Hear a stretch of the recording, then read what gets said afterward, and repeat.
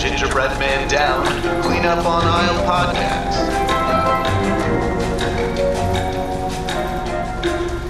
Welcome to Clean Up on Aisle podcast, the dirty truth about grocery stores. I'm Jef Harmatz, joined by my co-host Adam Fligsten. Hello, Adam. Hello, Jef. How are you?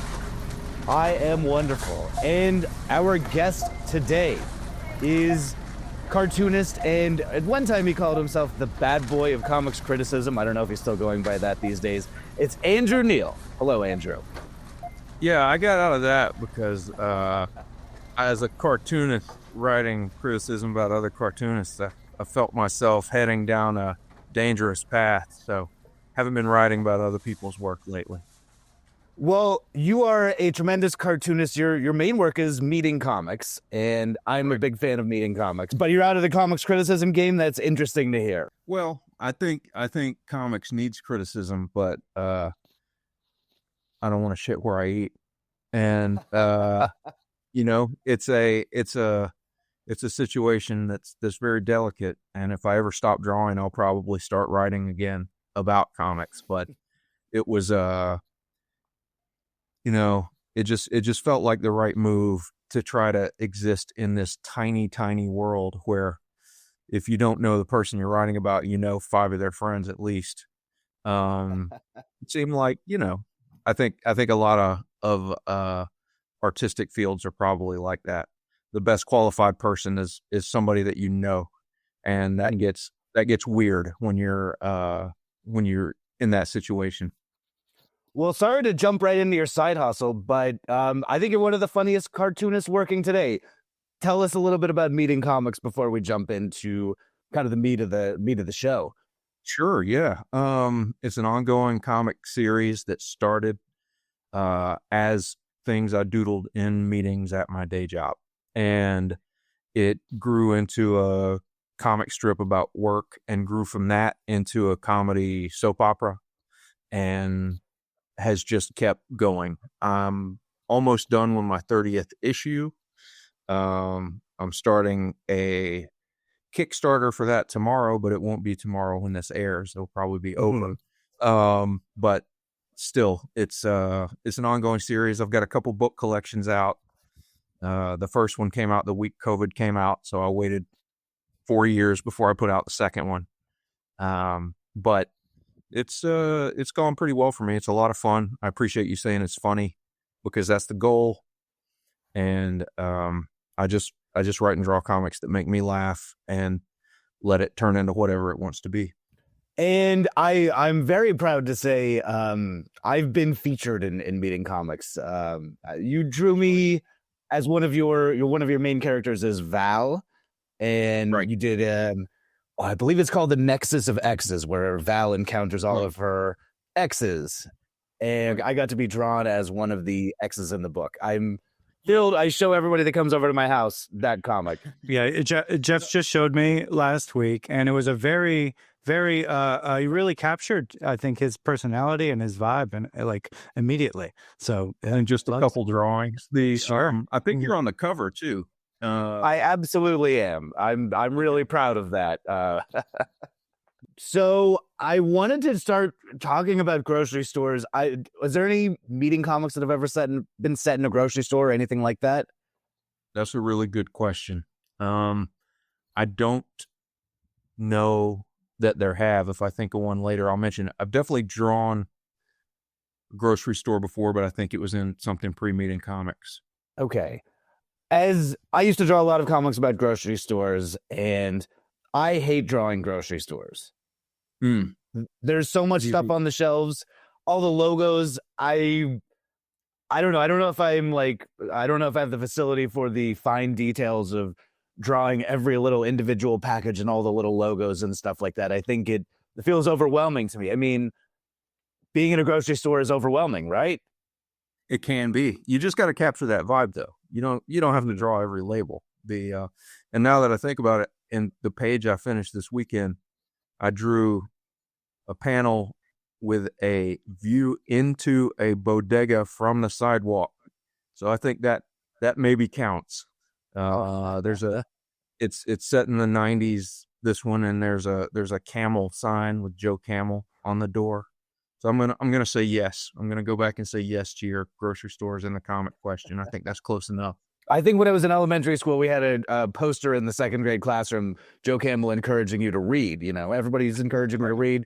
Keanu Reeves, Bruce Willis, Joe Camel. So right, yeah, he was in there. You know what else he was doing with the rest of his time, but that was community service. I think is why he was on the Read poster. before we jump into the meat of this, when we first talked with you, Andrew, about coming on the show, you said that you had a pretty interesting encounter in a grocery store, or was that a supermarket?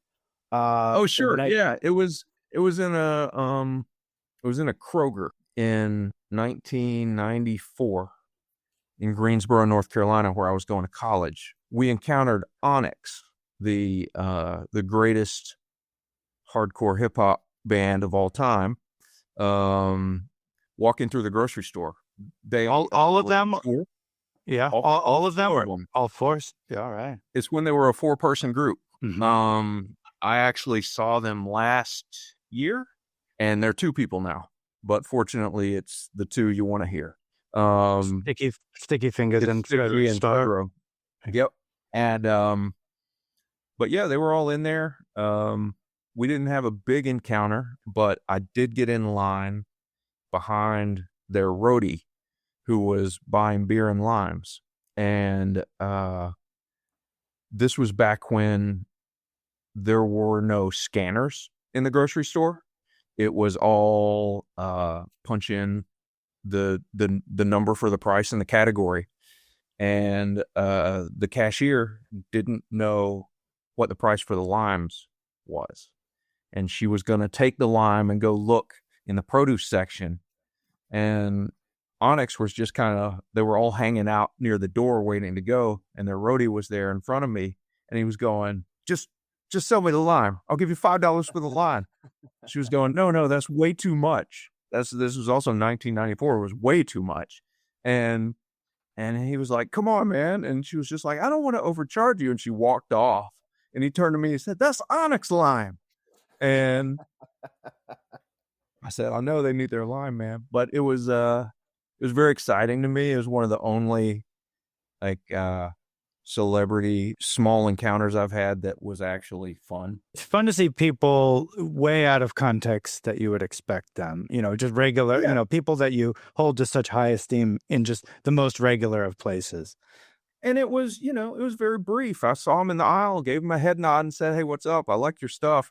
They were in town for a tour. I should have said, hey, can you get me into your show? I wasn't thinking about maybe they could get me into the Coliseum, right? But it was maybe a missed opportunity. But I think it's probably better this way, right? You don't want to go into the world. They were young too, They were probably overwhelmed by a lot of the situation, and you don't need to go to the South for possibly the first time and just have people, hey, let me in your show, buddy. I mean, it's not.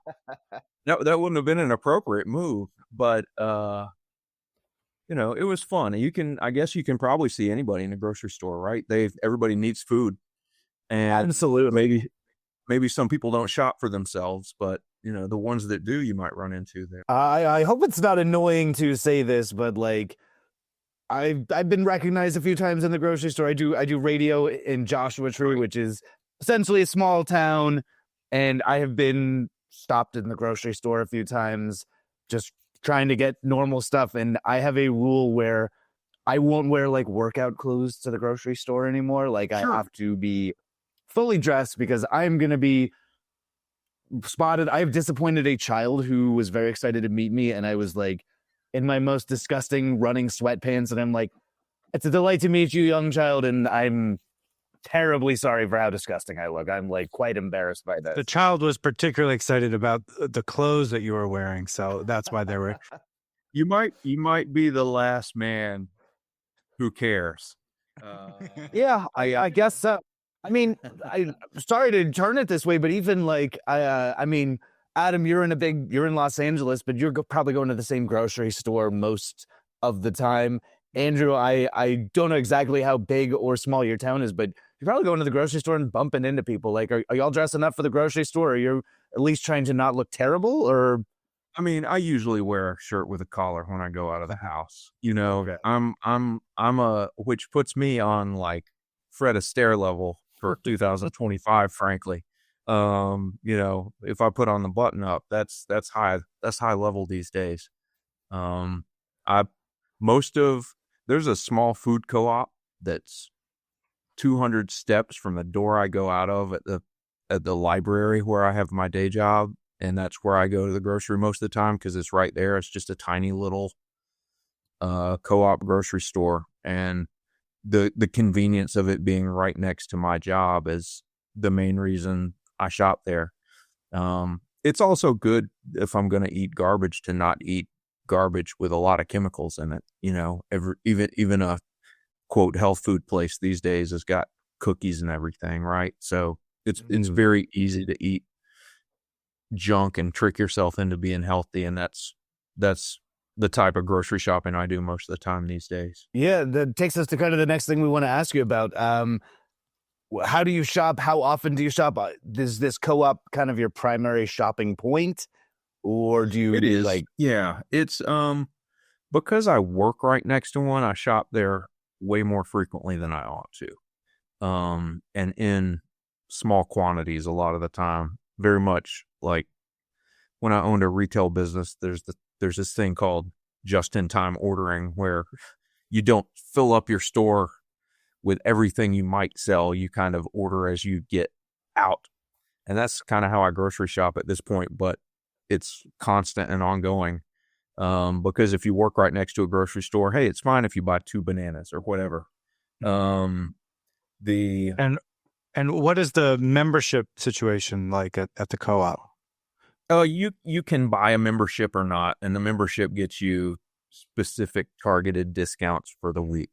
Okay. So it's not required, and it doesn't get you an overall discount. It's kind of like if you've lived in the same town for 20 years like I have, then you get your money's worth out of it eventually. But I think it's mostly a nice thing to do for the co-op. You know, it's not a huge money saver.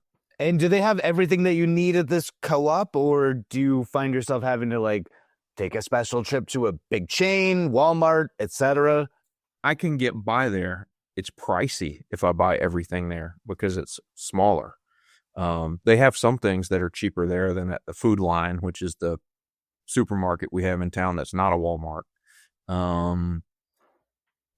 But I'll go to that place too sometimes. It's I went there today, and I pick up things like dish detergent, toilet paper, things like that at the regular grocery store. You know, they got the fizzy water that I like there, so I'll pick it up there. You want to give a shout out to the fizzy water that you like? It's a Polar brand fizzy water. Okay. Polar's good. I like the raspberry Polar a lot. I don't know what flavor you're. This one is a can one that is like a cherry limeade or something it's called, but it's just fizzy water. Like it's not Yeah. It's not sweetened at all. But they try to pretend it's a soda, and they keep it in the soda aisle. Sure. Polar's one of these brands that I think was on the maybe northeast coast for my whole childhood. That was the fizzy water that people drank. And then in LA, now people are like, "Ooh, there's this new fizzy water around. It's really good." And it's Polar, and I'm happy that we can get it now, but it's very normal. We didn't get Polar on the West Coast for many, many years. It's a relatively new phenomenon. And all of my East Coast people out here are saying that's the best pop, that's the best seltzer water. And now that it's showing up, at least in our community, my East Coast pals are kind of losing their mind about it. So, well, very happy. I do like that one. That's my favorite one. But I'll drink pretty much any of it. It's my fizzy water is my trying not to have snacks go to. You know, it's I can't trick myself with regular water. But if I fill myself up with like bubbles and the ghost of a flavor, then that can keep me from eating a cookie for, you know, if I'm trying to if I'm trying to moderate that. And how often are you shopping, if that's all right to ask? You going once a day, once a week? It's so much that I will not tell you. But it's okay that you asked. It's far more than once a week. And because they also have a hot bar in there, if say I'm late for breakfast and didn't eat at home, I'll grab a egg and cheese biscuit or something. So there are a lot of opportunities for me to spend my money in the community right next to where I work, in a probably financially unsound way. I'm definitely a once a day shopper. In fact, like I've been known to go to the grocery store like 2 times in a day. It's not unheard of for me to do that. I've done that. I've done that for sure. So, kind of leading us back into the topic for which we are all gathered here today. Does your co-op have self-checkout? It doesn't. But I did use self-checkout today when I picked up stuff at the Food Line, the supermarket in town. I'm not a huge fan, but I'm not against it either. I'm very neutral on self-checkout. I use self-checkout all the time. And we're going to talk about good stuff and bad stuff about it, but no shame here. But what was the calculation? Was the line too long and you just decided, or you just kind of were mentally fried and just didn't want to chit-chat, or I mean, it's usually faster in the places where I go, and because they route people through it in some places very purposefully. You'll go to some places and they'll have just 2 or 3 cashiers and then a whole bunch of self-checkouts at this point. I will usually go the way I think is going to be fastest. And at the co-op, I've got all kinds of choices, and I'm in there so much that I know everybody. That's a little different, right? But when I go to a grocery store where I don't know the people and have an ongoing, pseudo relationship with them because I buy fizzy water from them every day or whatever, I probably just am going to go the fastest route, and I'm capable of using a self-checkout machine in a way that many people are not, I think. I am not. I'm a dunce. You've got the system down. You know how you're going to stack things. You know how to scan things in, and you're ready for it. Right. Yeah. And it's for me, it's an opportunity to get out of there a little faster. I do agree that it's much more impersonal than purchasing your groceries from a human. And I've never discussed this with a grocery store employee, so I don't know if they feel that it's a threat to them as an employee. And if they do, I'd be more than happy for somebody to go in there and chop them all up with an axe. I would rather people have jobs than be able to go through a little faster. But as long as they're there, I'll probably keep using them. I'm really bad at using them, and I'll be very honest with you. I was curious because I don't know what size of town you live in, but I'm in Southern California, but I'm in what is considered like a rural community, and we really don't have self-checkouts here in Joshua Tree, Yucca Valley, 29 Palms.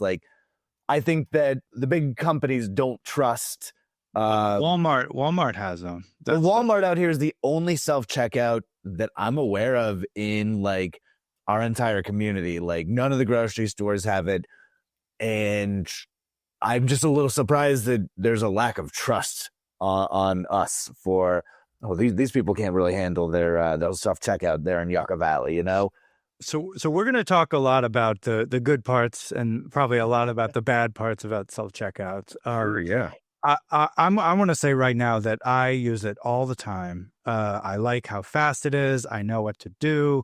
I'm efficient, and I probably just have the type of brain that's chit chat might be awkward in a way that I just sort of generally am I don't have the patience right now to deal with that. So I will very often, sometimes I don't, but and in California you can't with alcohol. That's the one caveat. So So but if I can, I will very often use the self-checkout. And maybe after some of the research that I did today, maybe I will reconsider. Who knows?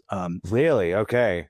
I don't, maybe not. So as self-checkout guys, what is your, what are the parameters for when you're going to go self-checkout? Are you looking at how long the line is? Are you looking at what's in your basket? Like, how do you what's the head calculus you're doing to decide about self-checkout? For me, it's generally looking at what the lines look like.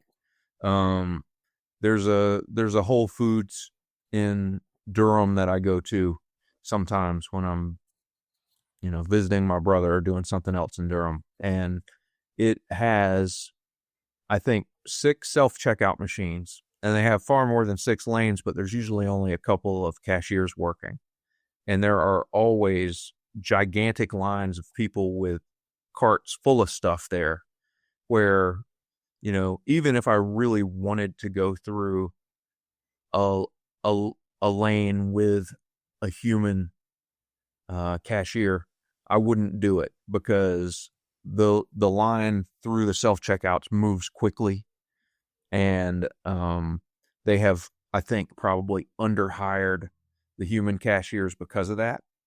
That's definitely something we're seeing in a lot of our research is understaffing versus the amount of self-checkouts, but we'll get to that. So I think I think I'm choosing the way they want me to choose. I think I'm being guided by the hand of capitalism to go through the self-checkout because it's more convenient, and I'm going along with it. That's my thought. So in the 90s, I'm jumping a little bit into the research, but I think it's applicable. Europe sort of started to take on self-checkouts a little faster than the U.S. did. And one of the big heads of the grocery stores in Europe, so I don't remember what country, I don't have what country, but he said, we're basically rewarding our quote unquote bad customers because the customers who buy 2 items, they're not making much money on, but they're sort of opening an express lane for them. And then the customers that are buying a lot of stuff, they're sort of slowing down for them. So that was a big sort of concern amongst the grocery community around that time. I'm very offended by that. As a shopper who I never get the cart, I'm a basket guy 100% of the time.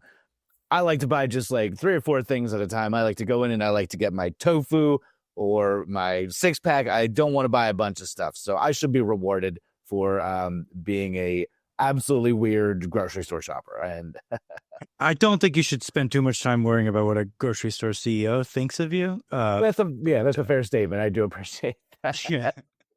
What's your mental calculus, Adam, when you're deciding between self-checkout? Honestly, I'll almost always go. The only time I don't go is when I have alcohol or if the self-checkout line looks like just a cluster fuck. Otherwise, I will. I know what to do. I understand the machine. I even did it with coupons the other day, which is a whole second process because you got to call someone over. But I knew that I've done that before, so I knew what the process was. So I don't know. Yeah, it's something about, and this is my own brain, but something about the social interaction of the whole thing. I just want to kind of get the transaction over with and go home. Yeah, you get all your interaction in a podcast. You don't need to do that. Yeah, exactly. Yeah. I didn't know the coupons were a totally different thing. Like in the last few years, I've only really used our local Walmart self-checkout, and I don't think Walmart has coupons. And I don't know if I'm a coupon guy. I'm having a realization right now. I grew up in a coupon household, and that did not carry down from my father to me. That is not a generational thing. It skipped a generation, right? I guess so. But you have to like call somebody over specifically to use coupons at the self-checkout? Well, the old way, this is Ralph's specifically, which is also Kroger and other states. But the old way is they would not let you scan. They would say, do you have any coupons while you're about to pay? And then you'd have to call someone over. Now, the scanner theoretically accepts the coupons, but it's not as reliable. So I think you need to call someone over even after you scan them to verify that everything is square. Now, you mentioned not being able to buy alcohol at the self-checkout. Is that completely off the table there, because here you can ring it up, but it says go get a dude, and they check your ID. But they'll stop your transaction and say, we can continue. Yeah. Gotcha. I always find California to be very, especially compared to the East Coast, it's like the most loose guidelines with where and how you can get alcohol. I mean, obviously they're carding you, so I guess I'm surprised to hear that, it's pretty strict to do that at the self-checkout. The Walmart in our town, and it's a grocery store, so it's okay to talk about on the podcast, I hope, fingers crossed. They had their alcohol locked up for a very long time at the Walmart. So even if you wanted to buy that, you would have to go, you couldn't do self-checkout. You'd have to go wait in one of the two open lines. And then they'd have to call somebody, send them to the glass case and bring it back to the checkout line. It was such a fiasco. I just kind of swore off ever doing that in the first place. So in terms of personal interaction with the cashiers, Jef, I'm going to start with you because I kind of know your habits. How often a week, because you're going to the grocery store every day, how often a week are you seeing someone at the lane? Maybe there's 3 lanes that are open, or 3, cashiers that are there, and you're like, oh, I'm excited to talk to this person. Do you know them well enough that you look forward to a chit chat with them? I like all of the people, but I'm not looking for the person I'm going to chat with the most at the grocery store.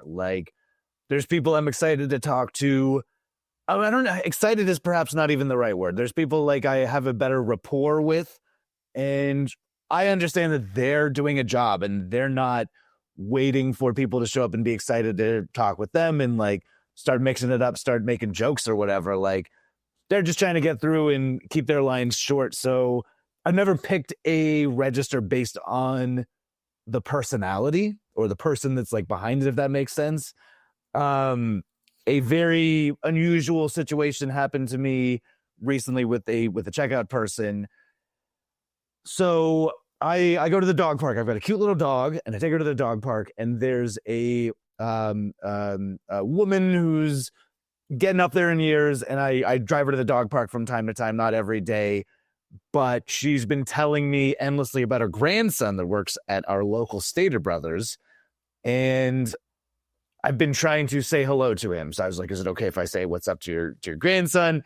And I've seen him around, but I've never been in his line, and I do the same calculus. I'm like, what's the shortest line, regardless of who's checking me out? I don't want to play favorites with people. I'll just get in the line. And it finally worked out where I got to introduce myself to my pal's grandson, and he was very happy to say hello and meet somebody who hangs out with his grandma and stuff. But I wouldn't seek out that interaction very specifically, and it took a few months for that to happen organically. Does that answer your question? That's a very long, weird answer. For sure.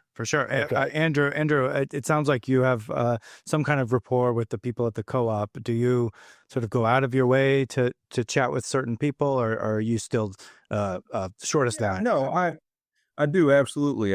When I shop there versus the place that does have the self-checkouts, it's a very different situation, and it's a combination of what's going to be faster and who's there and who do I like chatting with. But I don't ever want to be the person who holds up the line. I don't want to go through the line and be talking to the person that I like and cause somebody behind me to have to wait longer just because I'm monopolizing the time in a non-grocery way. So there are people that I go through because I like them. There is someone at the co-op who is, I think she's the head of the department that the cashiers are in, but she's been in there for a long time, and it's nice to see her, and she likes to joke when I go through another line that I have offended her and all that, but I'm not gonna wait in a long line just to go through that line. It's it really is just a combination of who I would most like to see and how long I think it's going to take. But there's nobody in there that I don't want to see. It's just people that I know a little better and might want to say what's up to for 30 seconds. at the rate that a grocery store moves, where usually there's somebody behind you in line, there's not a lot of room there without being a self-centered jerk to spend a lot of time, So, Well, what's the converse of that with Adam? It breaks my heart to hear that you're pulling coupons and summoning people to like help you do the coupons at the self checkout. Like, are people like looking at you when you're in the self checkout and they're like, "Hey, we're in this line because we are trying to get through and we're not trying to mix it up with the folks." But you're summoning the coupon scanners. Look, I believe, and maybe this is faulty, but I believe that I am very efficient. And even with the coupons, I believe that I know the system and I'm ready for it and I'm going to do the things the right way. So and honestly, this is probably, this is something I got to work with. Maybe I'll talk to a therapist about it. But the worry that someone behind me is going to be stressed out by how long I'm taking, that is definitely high on my mind. So even when I'm doing a non-self checkout, I'm sort of being like, well, I got to give them the card at the right time. And I got to, so at least self checkout, I can go a little bit of my own pace to some degree, but no, I'm going fast. Okay. So you think that you're making up the time that you were hitting the call button and waiting for somebody to come on over. You're like evening out the time. You're kind of like, you got it. You're all on balance. Like, the calculations have all worked out in the favor of you being quicker and accommodating to everybody else behind you in line. I guess in general, if it is usually relatively fast in my experience, but if that were to happen, I would just blame the system in my head. I wouldn't feel bad about it. I'd be like, well, this is the system they set up. So, it is what it is. I think that's appropriate. Before we get into the history of self-checkouts, and I do have just a little bit of a history that we want to get into. I want to give the big overview, the comprehensive self-checkout story. But a colleague of mine at the radio station where I work is fundamentally opposed to self-checkout. He will never, ever use self-checkout. I think his heart's in the right place, and I don't disagree with his philosophy, but he's like, it's the friendly robot taking the job of somebody that you like, probably, and like, he's like, I'll wait in line, and if the line's too long, then I'll say something, but I will not use self-checkout, because he's like, I like to be checked out by a specific person. So I think I'm maybe closer to that, although I will use self-checkout from time to time, and if I had the opportunity to do it more in my day-to-day, maybe I would be like y'all and kind of getting better and smoother and understanding the ways that it moves and behaves, Yeah. I mean, I think I can't blame that guy in the least. I think sticking to your ethics and not giving in is an admirable way to go about your grocery shopping. So I'm going to start jumping into to give you some backstory with some of these questions. And I bet you've seen the big name. I mean, there's a guy that invented it, right? Oh yeah, self-checkout. Oh yeah, we got that guy's name. Wait, what? Himself. Yeah, David R. Humble, and that's the one. Humble inventor.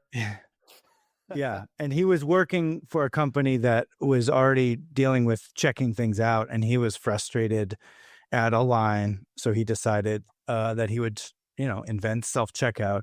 So they did a lot of pilot programs in the 80s, and then the mid 90s is when they really started to like expand. And then pretty quickly, I would say, like, so from about 94 to 95, they've started to like do all these tests, and, Kroger did it, and Albertsons and Safeway or whatever. They all started to have these little programs, and the grocery executives were really excited, but pretty quickly by like 97, 98, they started to pull back the tests. And it's not until basically the late 2000s that we see them starting to roll out in like a real stable, official kind of way. And one person I read attributed it to the recession, basically, that everybody was tightening their belts to some degree, and that this is where that sort of technology fit in. Do you mean that the grocery stores were tightening their belts, so they were hiring robots? Okay. Yes. And they are very explicit about that it's going to save labor. I mean, they try to put a little spin on it, to say like it's more convenient for the customers. But if you really find any honest interviews with some of these CEOs, they're just like, no, we just want to cut labor. That's all we care about. Sure. Andrew, I really enjoyed when you said, to save money, they're hiring robots. I know that there's a robot that works in the office in your comic strip, but the idea of like bringing a self-checkout machine in for like a job interview is like very funny to me. Like, well, tell me some of your worst qualities. Well, no personality, I suppose, but I don't want, it's most people don't know how to use me. Yeah.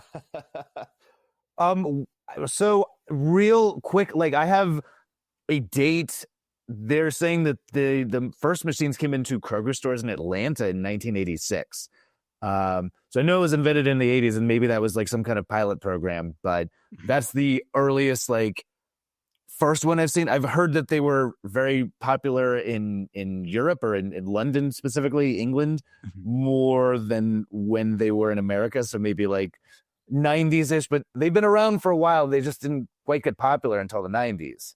Thinking about the grocery stores, that I was in 1986, imagining that there were also stores with self-checkout at the time is really fascinating. I had no idea. I've learned something on this podcast, and that's that the self-checkout machine. I mean, you learn that about every invention, though. That's been around longer than you think, and that just took a while to get out there. But I'd never considered it. I think your timeline talking about them becoming more prominent in the 2000s lines up with my experience. I had seen them, but now I can't really remember at this point when they started popping up all over the place here, but it was certainly less than 20 years ago. I'm really trying to remember the first time I ever saw one, and I am struggling. It might have been 2010, back in Southern California after my stint on the East Coast. Like some of the newer grocery stores popping up in LA, like the Whole Foods 365, which my least favorite grocery store I've ever been to, but that might have been the first time I really saw the self-checkout as like a proper part of my like actual life. So what about you, Adam? Yeah, I mean, I think that late 2000s is when you really they become kind of normal. And you can sort of see that they do these pilot programs and then they pull back, and they do these pilot programs and they pull back. And just like you said, Europe is when it started to get normalized in the early 2000s in Europe, and then came back over here. I mean, I'm just dying to know the technology they used, because the computers, the grocery stores that I was in the 90s didn't even have computerized cash registers. They were electronic rather than electrical, but it was just numbers, right? And there were no barcodes or anything in most of them. Was it like that machine that tricked people into thinking they were playing chess with a robot? Was it like a man in a box? Like, how did you achieve that in the 80s? I'm fascinated by this now that I've thought about it for the first time. Yeah. So the UPC codes started to be around in 74, but they weren't. Like you're saying, I don't think that they were ubiquitous. I think that very similar to all this stuff. It's like they try them and then they realize all the problems and they pull back, and then they try them and they pull back, and little specific stores do it and all that kind of stuff. So yeah, I mean, it was just UPC. Although there was a guy who believed that RFID chips, which is like what you put in a CD case or something like that, they use them at the library to check out books. Exactly. Yeah. So he was going to put it in all the cereal boxes or whatever, but that didn't really work or take off. He had like a little pneumatic gun and would like inject it into an apple, and you'd have to eat around it. Like, yeah. One of those tags, at the clothing store. Yeah, exactly. So I don't know if you saw this, but David R. Humble, the inventor of the self-checkout, I think they say he invented the alligator tags, which also prevented retail theft. That's I was just talking about. I didn't see that. Yeah, so like he was a big anti-theft guy, which This guy sounds like a snitch to me. He 100% is. Yeah. This is all snitch technology. You're making me not want to use it. I don't know if you saw this article. I have an article about him from The Sun, and it talks about how he put in all of these like anti-theft parameters, and he was like, in his dying days, I have this funny quote from him. His wife said he didn't make very much money from the self-checkout, and he was also, on that snitch tip, he was very upset with how much theft it had allowed, and he's like, in the name of saving money, these big corporations have perverted my device, and now everybody's stealing with it when it was meant to like prevent loss. So that, I mean, I'm jumping ahead super big, but we're all over the place time-wise. That is the big, if you're a grocery store CEO right now, that's your big sort of what keeps you up at night, because it's like, on one hand, you're saving labor, you hire fewer people, you get to have sweet robots earning you money. But on the other hand, people are lying. They're not honest about what they're buying. They're not scanning everything. The theft is off, out of control in terms of the self-checkout.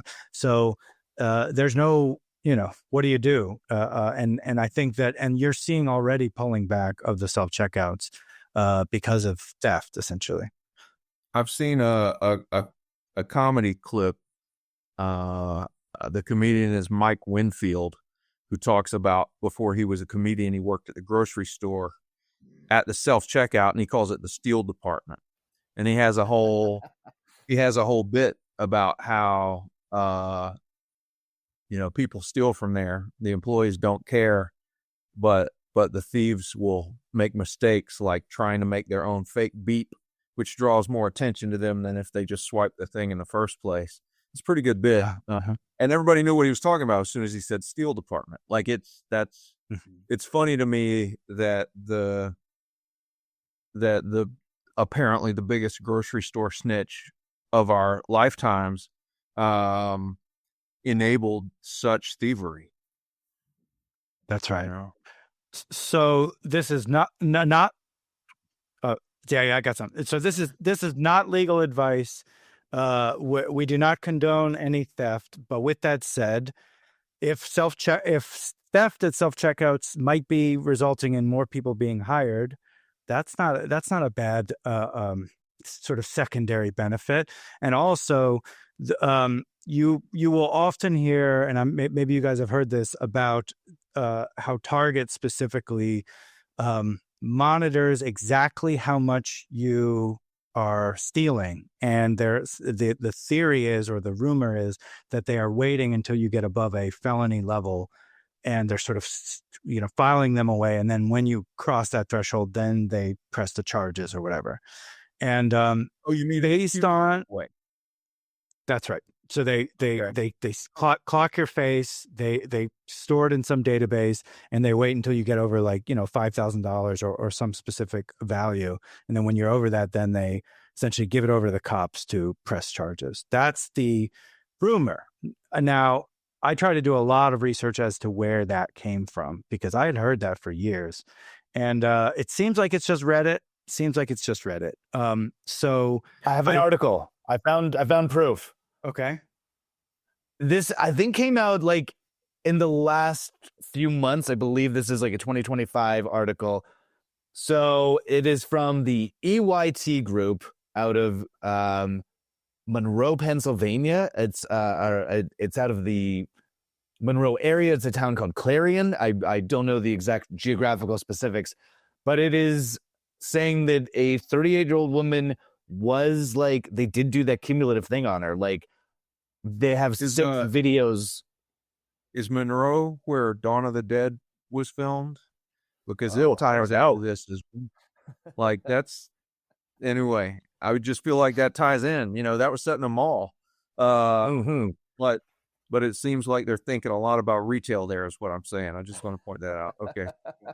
Yeah, it was called the Monroeville Mall, so it's absolutely connected, 100%. Okay. Yeah, and that's what the whole thing was about. Trisha Jean Fox was charged with Oh, what is I forget it. It's I'm looking for the specific thing, but first degree misdemeanor. They have 6 videos of her stealing or like allegedly scanning one item and then taking multiple items. And they did do the cumulative thing. I always heard that it was Walmart that was doing that, not so much Target. Wouldn't surprise me if everybody was doing it. I mean, interesting policy on that. I found a couple examples as well of them doing it. So it's not a complete rumor, but the way people talk about it, they say like it's an immediate, it's like they're categorizing everything you steal, and then once you get over the threshold, then they sort of swoop out of the shadows and grab you, and I don't know, it's much more complicated than that, and I think This is starting to sound like a guy that dresses as a bat. You're crazy. This is ridiculous. This is sounding like a make believe. This is a scary story that supermarket criminals tell each other. I don't know if I buy it. And I mean, it's all really like low stakes crime too. I know people who, when they go to a big box store, they feel like it is kind of their duty to steal something small. I know a lot of ladies in my life are stealing lipstick on any visit to a Target or a Walmart. I wonder if it's big box store theft being more significant than like grocery store theft, if that makes sense.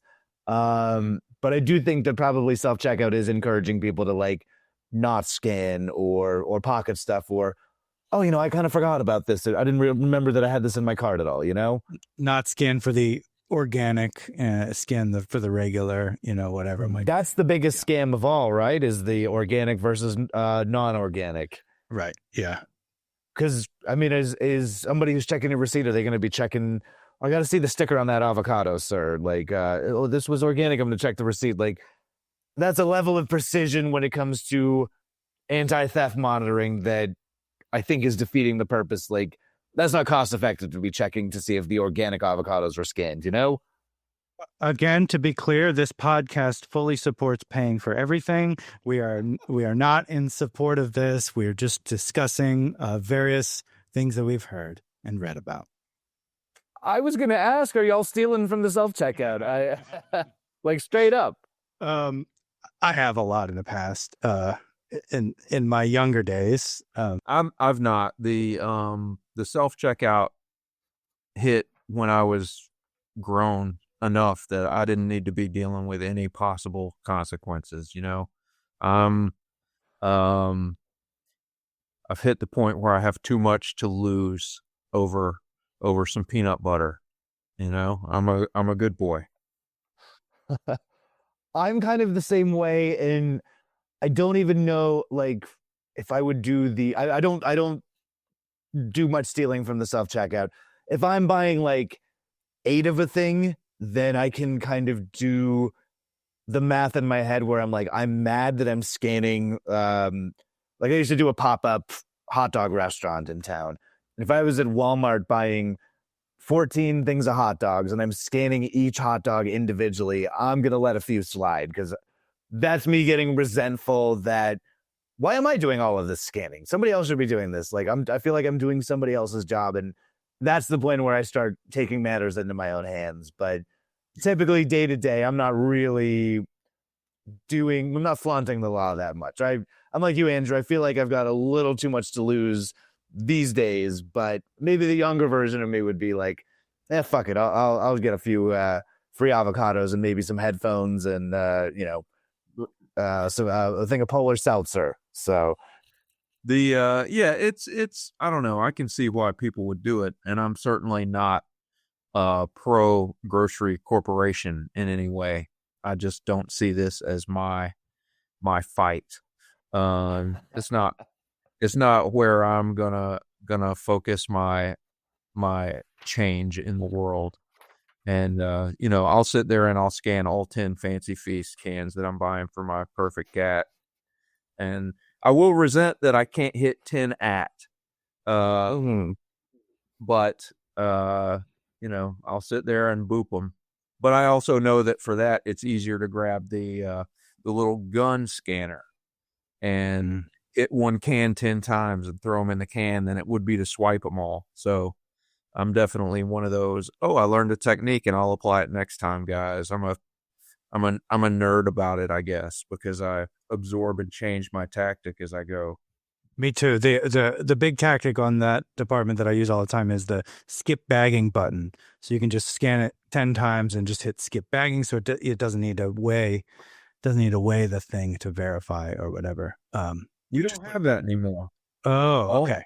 All the places around here started with highly sensitive weighted bag areas where you have to put each item in the bag before it lets you scan the next one. And if you put it in, but they've all, I would say in the last 5 years, maybe it's more recent, but it doesn't exist anymore. You can scan, put it where you want to put it. It lets you do it. It trusts you more. Maybe it wasn't worth it for people to keep coming over and say, no, this is the order you have to do it in, for them to occasionally lose something. But that was a piece of technology that they turned off here for sure. The really annoying one with that is if you're using your own bags and like your bag has a specific weight that it's not ready for and you put it in the wrong order, that's when things got hairy with the self-checkout and the weighing it. So along those lines, Jef, have you heard about the Amazon grab and go store? Okay. I don't think I have. And very sensitive, we will get into this at another episode of this podcast, but the Whole Foods 365 concept is a big turning point for me in grocery stores. And anytime Amazon is putting quote unquote innovation into anything, but in particular grocery stores, I am very skeptical and dreading what I'm about to hear. But let's get to it. Yeah. So this was launched in 2018. And originally it's kind of like a bodega, or maybe like one of those like, I don't know, like neighborhood sort of small versions of a grocery store sort of a thing. Larger than a bodega, smaller than a grocery store. But the idea is that they had quote unquote AI that would monitor your every move. And I know about this. Yeah. If you were to pick up something, they would add it to this bill that later, when you walk out of the store, it all tallies up and gets charged to the card on file. That is the theory. You've also heard of this? This is the one where they had cameras everywhere and a bunch of people watching what you took, so that they could. Right. It was like that chess machine I was talking about. That's exactly right. It is exactly that chess machine. So it was Heptathons. But it was actually just underpaid people in India or Bangladesh or something like that. Yeah, they were watching on cameras and saying, "Oh, he took the sardines, put sardines on his tab," but they had to watch like through multiple cameras, many people. So it was cutting labor, but actually hiring more people than they would have had, because just people they didn't have to pay much. Like a deep outsourcing. Yeah. So it seems like they've closed all those stores based on what I can read. They're experimenting with the shopping cart itself has some kind of a scanning technology, and that's how it works. But I don't think they've figured that one out either, for better or worse. Probably better. But I got to keep going with this because I think it's interesting. Jef, have you heard about the Intuit Dome here in LA?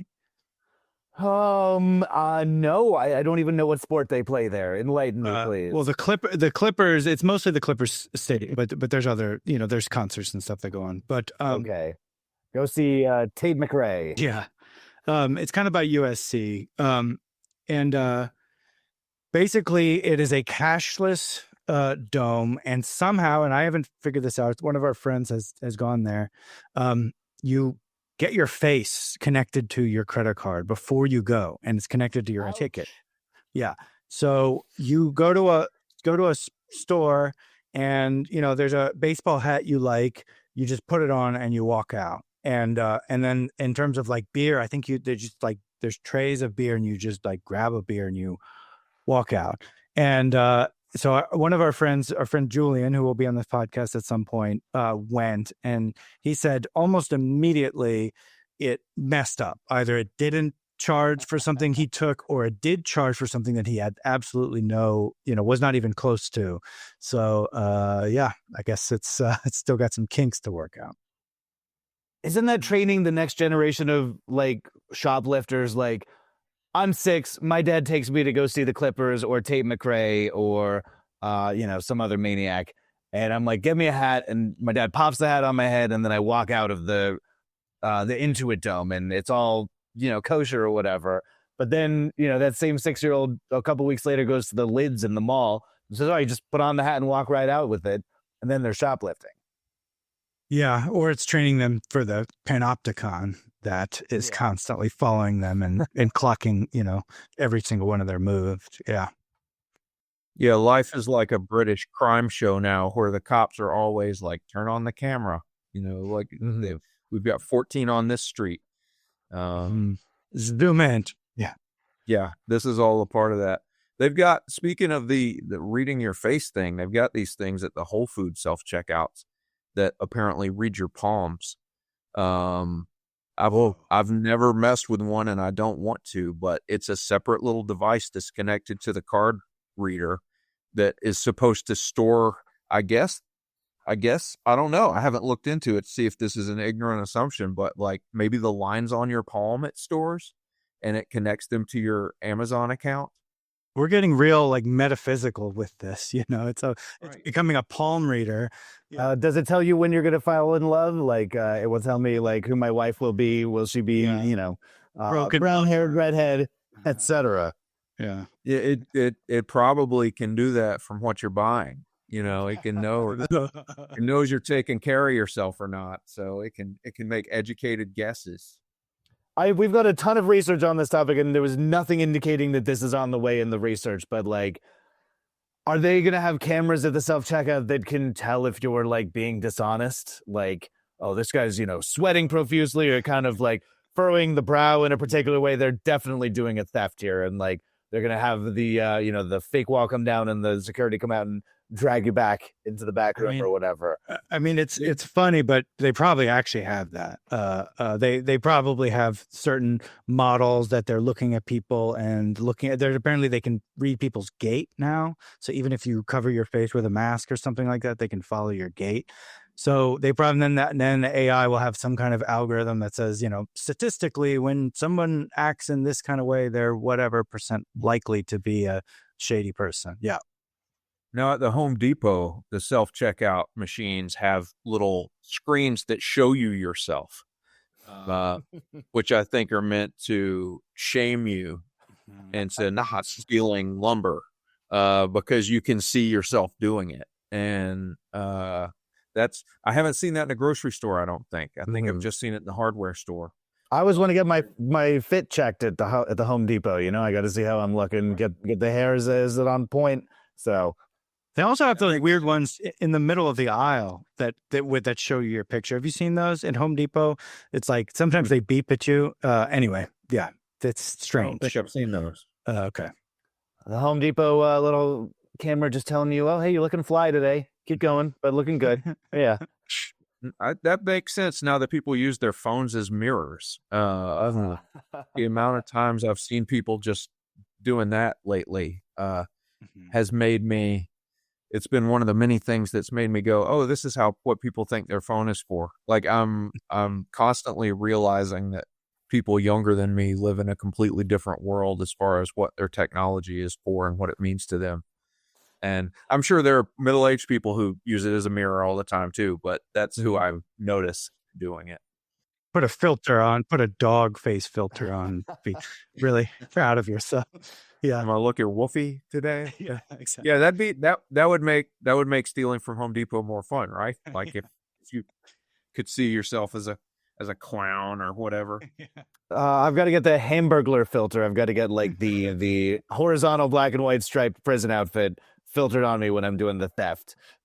That's what they need. Yeah. I'm seeing that self-checkout's like kind of on the wane. Were you finding that as well, Adam? Mm-hmm. Like, because it's this balance, this sort of endless, impossible bargain that the CEO has to make. Are they going to give up the shrink? And people know that They don't have this perfect panopticon that's going to catch them, or are they going to and not pay people, or are they going to pay people, pay their salaries and pay their benefits and whatever union fees? I mean, those machines have to cost a lot too. It takes, it's a lot of hours of paying someone before you add up to having paid for one of those machines. So that's got to come into the math as well. I can't imagine a self-checkout is affordable, But they're kind of they're not winding down, but they're being like used a little bit less. I've got like a lot of statistics, but it seems like the narrative is that they're not going away, but they're not going to be as prominent. Like I saw some articles where there are stores, I think in the Midwest and in the South, that are 100% self-checkout, and there is like no active people who you can go to get your stuff scanned by. And I think that is like totally going away, at least. Like they're like, it is much better for us to have some of these like actual checkout lines instead of just, full self-checkout situations. There's a neighborhood Target near here that technically has 2 registers, but they direct you. It's like they're saying, oh, there's one here. So it's almost like they're not, you're not even supposed to know that they could check you out if you wanted to stand in front of them and give you your stuff. I'm not sad to see them go. I like them. I know y'all use them a lot more than me. And like, I think having them mixed in reasonably with like actual checkout people who can, check you out with vodka or solve a problem that you've got. It's nice to be able to like just do a proper checkout, I guess, is what I would say. I mean, regardless of whether they're convenient, they're absolutely dystopian. So, I can't in any way in good conscience place my convenience over the fact that they're a harbinger of the apocalypse or whatever, right? I mean, it's clear that they're not, that there's no good intention behind these things. These are not there with the goal of making my life easier, even if they do for 15 seconds sometimes. That's a side effect that comes from the fact that they've saved a few pennies and not paid someone. Absolutely. I agree too. And I should just say that the grocery stores union, unsurprisingly, is very against self-checkouts, and they have certain they've led campaigns in the past to boycott or to not use them. And right now in California, there's a interesting bill that just passed our like sort of state Senate that requires, I think it's like every 2 self-checkout machines needs 1 employee sort of watching over it. But I'm not going to hold my breath that it's actually going to go to law personally, but it did just pass state Senate. All right. Wow. One of the regulations I'm seeing kind of like minimizing this stuff is like limits on how much groceries you can actually take on through. So Adam, I know you said you're doing your full-on shop and going through the big self-checkout, doing 40 items at a time. No, that's not what I said. I said if it fits into a basket, I'm not going to count. Okay. So if I have a cart, and then I'll do a little more of a like, oh, it says 15. I'm not going to break the rules. But if I can carry it with one hand, I'm going to just scan them all. But they do have that limit. They do say like self-checkouts for like, 15 items or less, or do they not have that limit? Not all of them. They definitely did, but they've removed some of that because for whatever reason. So I can't think of anywhere that I have been in the last few years that had a limit on the self-checkout machines. And I think they probably have replaced the express lanes that they used to have when it was all people, because grocery stores did used to have the 10 items or less lanes, and you would always have somebody going through there, not, of completely ignoring that rule and wrecking everything for those of us who like to go to the grocery store every day and buy 3 things. We still got those checkout lanes. They're not 10 anymore. I guess it's like inflation, but they're now 15 items or less. Okay. We still got them in the grocery stores I'm going to, and I'm a firm believer in the 15 item or less. They were even 12 for a while around here. It was like they had a midpoint before it crept up. 15. Jef, how often are you standing behind someone with clearly 30 items and you're just... I think I would say something. Like, I'm not a guy to say something, but I'm like, I count my items. If I've got like 16 or 7, I'll do it. If I've got 16 items, 17 items, I won't do it. I don't see it that often. I think of the list of grocery store grievances, people showing up in the 15 item or less with 30 items has not been something that I'm encountering too much day to day. So I've got other grievances. Trust me on that. I feel like if you're a daily grocery store patron, then probably you have more grocery store grievances than most people because you're in there all the time. So I do have some fun little. I'm looking through my documents. This is a fun article from Quora, and it's somebody asking, how do you fool self-checkout at the grocery store? And they're definitely talking about the organics versus the non-organics, which that's a great trick. And again, Adam, we don't endorse any of this, right? Nope. This is just entertainment purposes only. Not so much a it's not so much something you can do at a grocery store, although maybe it is, but this is like a Walmart situation where somebody bought the same weight of bananas as an Xbox. So you take the Xbox up and then you just, I guess you can just estimate, you can juggle the bananas, juggle the Xbox in your hand. Indiana Jones style, yeah. But yeah, that's like you do the self-checkout and you scan a few more items and you scan the Xbox's bananas and then you just walk right on out of there, and he got away with it. That's a bold move. That's some advanced level trickery. So I don't know. I would respect that person if I didn't support the law, which I do. Very important to say that, yes. Yes. And then, yeah, they do talk about the swapping the organic for non-organic. But I really liked one of the answers to this Quora thing. It says, the topic is how do you beat self-checkout? And it says, I'm not sure I understand your question. Are you asking how do you steal from the store? If so, I can't help you. You would be a person of no character or integrity, and I wouldn't have any desire to know you or help you in your efforts. So, that's big snitch energy, as you put it, Andrew. Quora has the principled posters. That's the one that's just questions, right? That's the website where every now and then I look something up, and it's a 13-year-old has asked about the same thing I'm wondering about, and somebody who's never encountered it is answering. That's yeah. Okay. And I have one more just quick post like this that I thought was pretty cute and funny. It's from the Reddit r pet peeves. So this is somebody just with, listen their gripes, listen their grievances and stuff. And they're saying, I am ultra annoyed when people use the self-checkout for their whole grocery shopping. And I'm looking at you, Adam. They must be saying more than 15 items or whatever. If it is a huge cart, I get annoyed at that too. But I wouldn't do that, even without the limit. If my cart was full up, I wouldn't use the self-checkout. If self-checkout goes away, are we going to start missing it? Are y'all going to be a little sad to see it go? No, I'll be aggravated if they don't have cashiers. If they've still just got 2 cashiers and lines out the door, I'll try to find somewhere else to shop. Right? Mm-hmm. You've got to be able to use it in a way that works, but it's not that it's self-checkout that I enjoy in any way. Yeah, I'll live. It's like I go in a grocery store, it's like a tactical mission, and the self-checkout is part of that. It reduces the complexity, but I'll live. Whatever. I can stand in a line.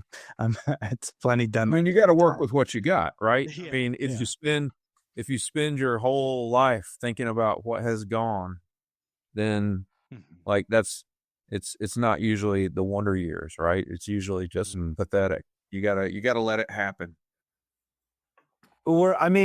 And genuinely, I'll ask, with self-checkout being on the wane, do we think it's going to go back to more of a traditional checkout experience, or are we going to get into what they have at Intuit Dome, where like they hand you an identity disc and you are like getting your face scanned, and you got to charge in your shopping cart to make sure that it's got the correct amount of items or whatever. Everything goes in cycles, right? I mean, if they take stuff away, they'll bring it back because they always want something different and cheaper than what they've got. So I think probably it'll be more quote hybrid than anything else. If it's dialed back, they're going to dial it back to where there aren't as many, as opposed to just taking them away. I don't think they want to admit they need people in that way. And instead they'll let somebody sell them some other dumb version of self-checkout that does the same thing but worse, but because it's slightly different, it just the main effect is that it makes everybody's lives worse somehow. So it's just going to be a downward trajectory. I mean, in self-checkout, in grocery stores, in everything, almost certainly. In modern society, generally, they just keep replacing things with the same thing but worse. The fact that it works well for Adam and me means it's about to go down a hole, right? They've got it where it's working for some of us. So they're going to wreck it soon. Andrew, as a former comic book shop owner, would you have ever let self-checkout happen in a comic book shop? I mean, there was no need for it. The only time I had a line is if there was a signing or some kind of event, that it was, I only had one register open. And there's at the speed that type of small retail goes, I don't see that as being anything that would have been helpful to me. Okay. It was very essential to me when I moved to having like a point of sale system with inventory in it, as opposed to just ringing stuff up and guessing as to whether I needed to reorder something. So there's a level of information technology or whatever that can be very helpful, but there's a certain point where it would have just been completely overkill. Okay. So I assume if Rob Liefeld is signing at your shop, and I just generally assume Rob Liefeld is doing most of the comic book signings these days, you're not scanning the issues of Youngblood 3 or anything like that to keep the line moving and, let everybody get their picks with Rob. Right. I mean, it's if you've got an event, then people are going to wait in line for it anyway. Right. If it's a special situation, they're not going to see the line and leave. So it's just something that builds excitement probably in those cases. Sometimes a line is good, but when something is as general as groceries and you've probably got other places in town you can shop, I wouldn't say the line builds excitement in that way. Like nobody's camping out to buy their plums, right? Like that's not the camaraderie we want in life. Is like, oh, I was up all night waiting to get baking soda. I was first in line. I just think it's a different situation than when it's like, oh, the new Scott Pilgrim is out or whatever. It's a different scenario. Funny you say that. I didn't wait in a lot of book signing lines, but I did wait in line to get a Scott Pilgrim book signed, Volume 5 from Brian Lee O'Malley, and I forget which shop it was in New York, but it might have been Midtown Comics or something like that. Yeah, I had them at the store for book 4, and I had a book release event for book 6 without even having them there, and it went great. I mean, cool. It was a big deal. Yeah, absolutely. Any final thoughts on self-checkout? No, I've already thought about it more than I ever had call to in my life tonight. I think I've actually wondered some things. You've sparked my curiosity about a few things that I've never considered before. So this has been, I think, a good conversation to have. To me, it's always fun to talk about a highly specific topic and see how it relates to everything, because nothing we're saying about this doesn't apply to just life right now. In my day job, I basically teach people computers and devices and stuff at a library. And this is absolutely part of that same whole forcing people down a certain chute, in order to get them, to make everything a little more standardized and therefore cheaper for the people in charge. It doesn't work for the people across the board, even if it works for a few of them. So, I'm a technology professional who thinks we're way too dependent on it. And I think this stuff definitely fits into that, but I've just never considered it before because it's not directly in my area. I've only considered it as I don't want to get in line behind that lady with 32 gallons of vinegar.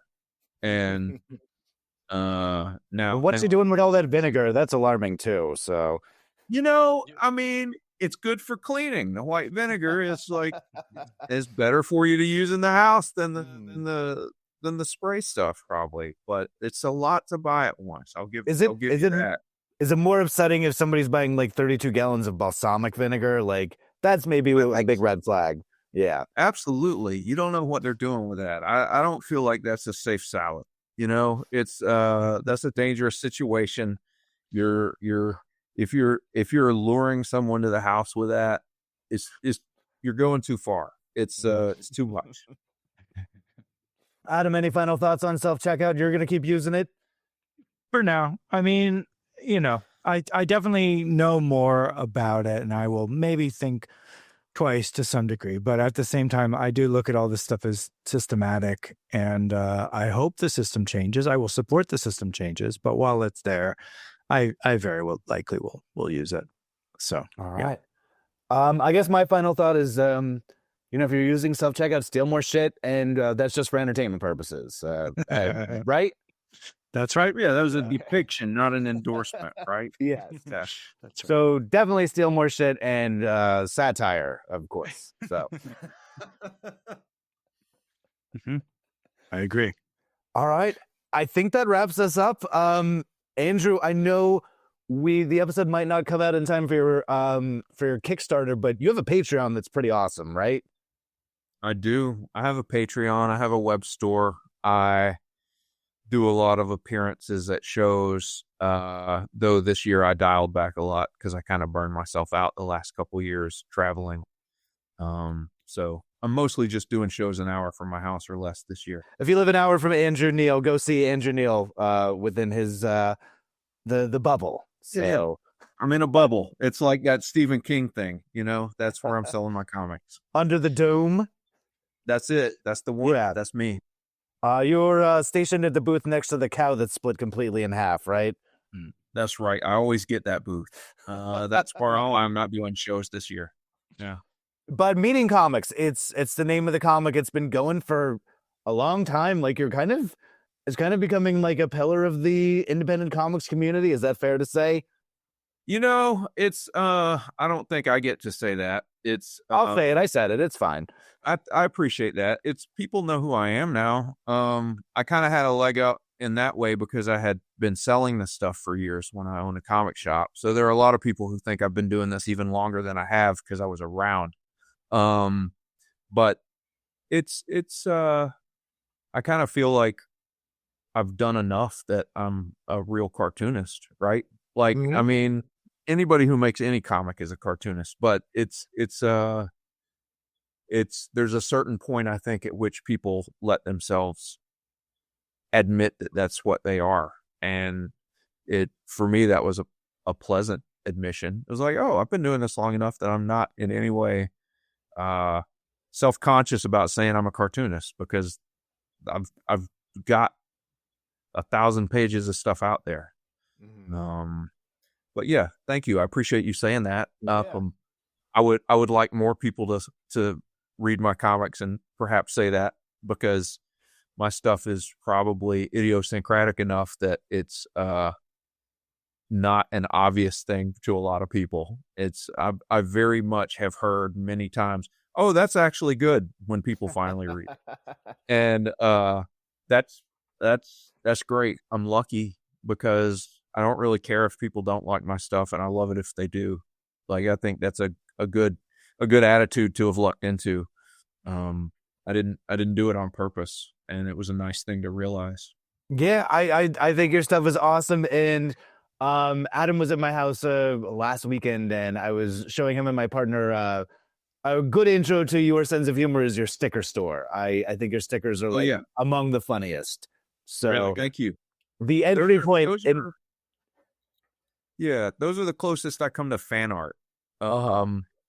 I if I can come up with a pop culture sticker joke that I like, I'll make it into one. But I refuse to make one just to sell it. Those are, a big part of the reason I'm profitable at shows is those stickers, because people will spend $5 on stickers faster than they'll spend it on comics any day of the week.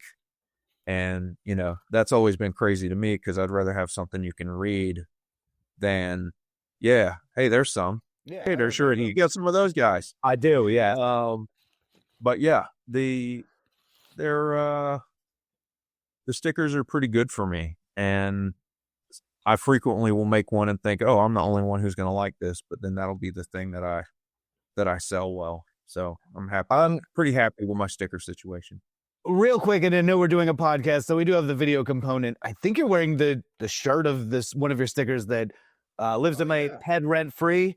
If you want to show that on camera, it's it's Quinn from Jaws, and he's saying you're going to need a smaller shark. I felt like there were two ways to handle that situation, and they really just completely blew it by not mentioning the other option for that. So you're right. You caught that I was wearing my own shirt. Absolutely. That's what I put on in the evening when I don't have to wear my button up at the grocery store. So yeah, that's one of the ones that I've done that has worked out well for me. People like this one. Awesome. All right. Well, Andrew, thank you so much for joining us. You are Andrew Neal, Meeting Comics is the comic. This is Clean Up on Aisle podcast. Thank you so much for joining us, and we'll be back with another episode soon. Thanks for having me. I appreciate it. It was a lot of fun.